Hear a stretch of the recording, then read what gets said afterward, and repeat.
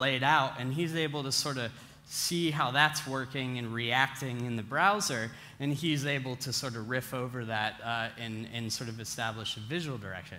And that's really cool, and what we've actually found is that Dan's making most of his stuff for me, ultimately. Like, he's not really putting so much of this in front of the client anymore. We'll sort of like roll this into our HTML and then just show that, which is pretty interesting. But again, like this system allows for that to happen. And whenever we get up to the template side of things, here's where we start stitching together these sort of discrete organisms into finally a sort of like a page layout. So this looks something like a web page now, right? So we have a logo, we have a nav, we have our search form, we have an article, we have related articles, recent tweets, stuff like that. So here's what that looks like. If you're familiar with like WordPress and stuff, this should look pretty familiar to you, right? So it's like you have a header, you have a footer, and you have some stuff in between. You know, you have some layout-specific stuff, and then you can just chuck whatever you need into them. And then finally, we get into the page-level stuff. So here, we're just replacing some content. And again, this is super grayscale because this is what I'm going to put out as an example.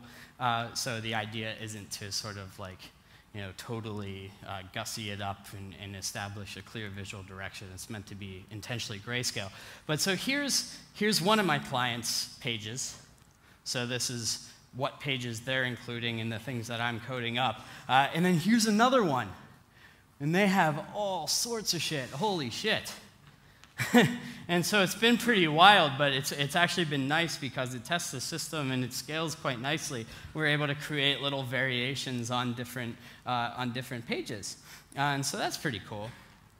And then the latter part of it, I don't have too much time, but I want to go through and just show you that this is not the way, right? The fold, God, how many times do we have to have this conversation? But whenever I look at all these responsive web design viewers, too many of them just sort of bucket in these device dimensions, which is just totally missing the point, right? It's more than just 320 pixels. It's more than just 480.